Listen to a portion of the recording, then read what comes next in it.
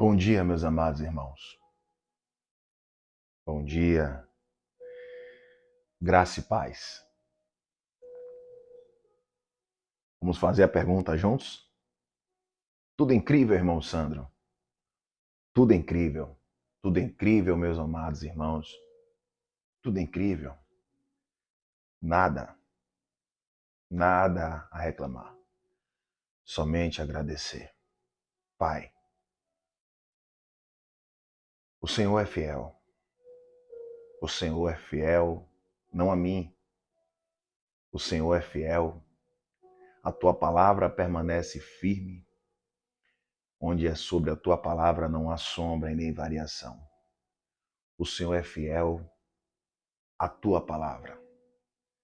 A tua palavra que nos diz: 1.000 cairão ao teu lado e 10.000 à tua direita, e nós não seremos atingidos.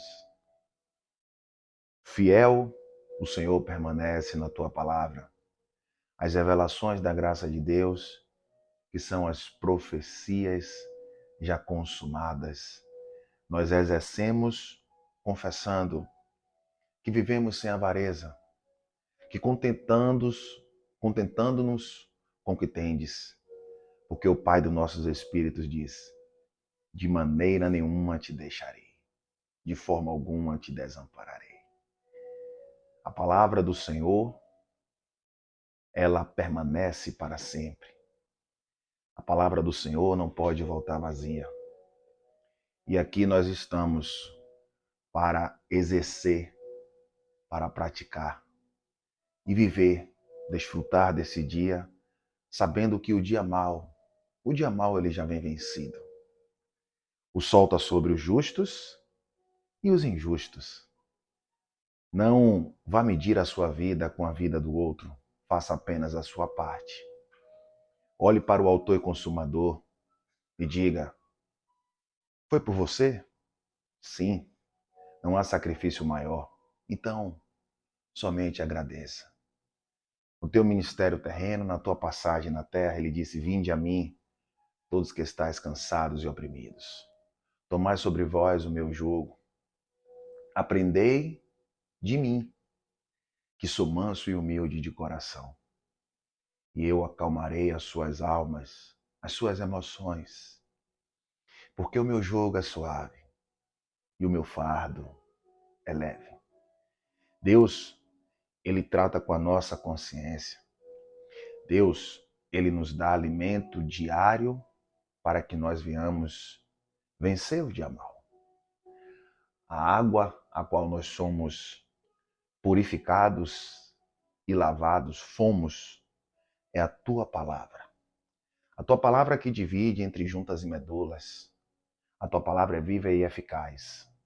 A tua palavra é apta para discernir pensamentos e intenções dos nossos corações. Paulo vai recitar lá em 2 Coríntios 4,16. Assim que o nosso homem exterior, a nossa carne, se corrompa, contudo, o nosso interior se renova. Por isso que está tudo incrível, porque o seu interior está sendo renovado esta manhã, quando Jesus disse: vá e não erres mais. Vá e não peques mais. Cadê os seus acusadores? O mundo julga. O mundo, eu falo o mundo cosmo, vive julgando, vive caluniando, vive insultando, vive medindo, querendo um ser melhor do que o outro. Outrora você fazia isso, normal. Foi vivendo assim, aprendeu assim, mas hoje não. Seu exterior se corrompeu, você aprendeu. A palavra chegou, meu amado. É hora de mudar. É hora de viver o novo. Ele diz que em 2 Coríntios 5,16, se eu não me engano, diz que não olheis o ser humano, né? Assim como, eu vou ler isso aqui porque veio aqui na mente agora, 2 Coríntios 5,16. De modo que agora em diante ninguém mais consideramos do ponto de vista humano. Consideramos quem? Cristo, Jesus de Nazaré. Ainda antes que tenhamos conhecido Cristo dessa forma, já não conhecemos assim.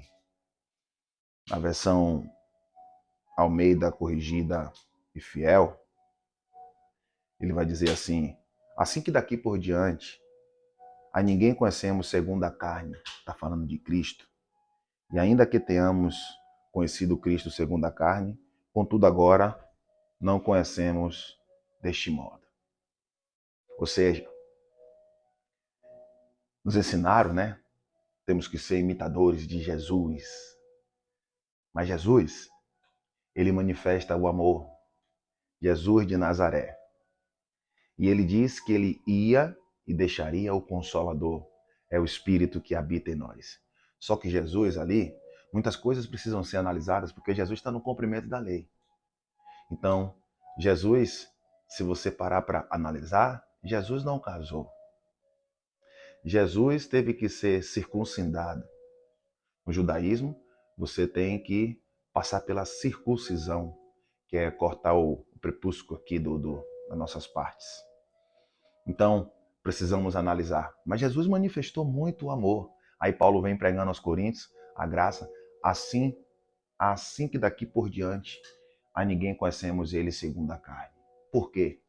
Porque o Espírito, no ministério do Espírito que nós vivemos, nós glorificamos o Jesus ressuscitado. O Espírito, ou seja, é Deus falando diretamente com nós, com acesso em um mesmo Espírito. Vai estar lá em Efésios 2,18. E assim, essas são as novas criaturas que, quando a gente para, a gente analisa, tudo se fez novo. Tudo se fez novo na sua mente. Quando você entende que o seu homem exterior se corrompeu, quando você entende que a maturidade do pai espiritual chegou, você começa a praticar. A gente diz assim, maturidade do pai espiritual. Eu disse ontem que eu ia trazer aqui João 1, o verso é o 13, mas antes eu vou ler alguns versículos e vou trazer a conversa de Jesus com Nicodemos. Que o texto, fora do contexto, eu posso trazer qualquer situação aqui. Quando Jesus diz a Nicodemos, Nicodemos, você precisa nascer de novo. Para nascer de novo, você tem que nascer da água e do Espírito. E aí a pessoa lê esse texto assim, tá vendo? Da água e do Espírito. Então, o que o irmão Sandro falou não tem veracidade, porque se nascer da água e do Espírito, eu preciso ser batizado na água. Mas vamos entender que água é essa, tá bom? Eu vou trazer para vocês. Vamos lá. O verso é o 13. Mas eu vou ler alguns versículos antes, certo? No princípio era o Verbo. E o Verbo estava com Deus. E o Verbo era Deus. Todas as coisas foram feitas por Ele. E sem Ele, nada do que fez se foi feito. Se todas as coisas foram feitas por Ele e nada, e sem Ele, nada do que foi feito se fez. Você entende que o Pai dos nossos espíritos não ia criar um ser mau criado por Ele, porque todas as coisas foram feitas por Ele, e sem Ele nada do que foi feito se fez para atormentar os teus filhos. Você começa a entender que se o seu pai carnal aqui, o seu pai biológico, não faz isso com você, seu irmão, uma pessoa que te ama, imagine aquele que tem um amor incondicional, que não depende de mim, de você. É o amor incondicional. Você abre a mente e entende que ele não ia criar um inimigo para ficar aqui atormentando a gente. Quando a gente não vai ao templo físico, ele diz, vai lá e atormenta ele. Aí você pode dizer assim, meu irmão, eu li a carta de Jó e Deus conversa com Satanás. Meu amado, Deus não está conversando com um ser espiritual que quer acabar com a vida de Jó. Leia Jó atentamente, com calma, pedindo discernimento. Primeiro que é um livro poético, né? É um livro que mostra a dependência ao Pai, a soberania de Deus. Sabe quem é o adversário ali de Jó? São os amigos de Jó. Sabe quem são os seus maiores adversários, além de você mesmo, quando você se julga? São aqueles que adentram em seu lar, são aqueles que conhecem o seu íntimo, e eles ficam ali, você fala, eu não tenho nada. Eu não tenho nada, meu irmão. Mas sabe o que é que você tem? Nele estava a vida, e a vida era a luz dos homens. E a luz resplandece nas trevas. A luz resplandece nas trevas. Você tem a luz que resplandece naqueles que estavam confrontando Deus. Claro, muito fácil. Seu filho te servir, você dá tudo a ele, tira tudo dele. Aí ele diz, vai lá, só não tire a vida dele. São os amigos de Jó. Lá em 1 Pedro, não sei, 2 Pedro 5,8, diz que o diabo fica bramando ao redor, tragando, querendo tragar, né? A quem possa tragar que nem um leão, tá mais ou menos assim. E aí o pessoal diz que o diabo fica ao nosso redor. É, tá certo, tá errado não. Só não é um ser espiritual. O diabo, o opositor, significa diablos no grego, significa adversário, a depender, pensamento contrário. O diabo, algumas vezes, significa a lei, que consistia de 613 mandamentos, era um ministério de condenação e morte. Lá em Hebreus 2,14 diz assim, visto que os filhos são participantes comuns de carne e de sangue. Olha só, os filhos são participantes comuns de carne e de sangue. Hebreus 2,14. Ele também participou das mesmas coisas. Ele quem? Jesus de Nazaré. Para que pela morte dele na cruz, aniquilasse aquele que tinha um poder sobre a morte, isto é, o diabo. Aniquilar significa acabar. Entendendo aquele contexto todo, ali ele está falando da lei de Moisés, que era um ministério de condenação e morte. Então, o diabo, o opositor, o Satanás, o demônio, não é um ser espiritual. Porque imagine, onipresente, onisciente e onipotente. Para pensar. Ele está aqui agora e ao mesmo tempo ele está lá na Grécia, está lá na Holanda, está no Rio de Janeiro. Ah, porque tem uma legião. Então está no mundo inteiro. Sabe qual é o erro nosso? É ler a Bíblia no sentido literal. É não entender as coisas que vêm de cima, assim como Nicodemos não entendeu. Mas vamos chegar ao ponto lá. E a luz resplandece nas trevas, e as trevas não compreenderam. Aí eu vou aqui para o 9. Ali estava a luz verdadeira, que ilumina a todo homem que vem ao mundo. Estava no mundo, e o mundo foi feito por ele, e o mundo não o conheceu. Veio para o que era seu, e os seus não receberam. Mas todos quanto os receberam, deu-lhes o poder de serem feitos filhos de Deus, aos quais creram no seu nome. E os que creram no seu nome estão me ouvindo nesta manhã. Os que creram no seu nome está no verso 13. Os que não nasceram do sangue, nem da vontade da carne, nem da vontade do homem, mas de Deus. É por isso que eu saudo vocês sempre com família espiritual. Nós não somos nós não temos não somos humanos com experiências espirituais.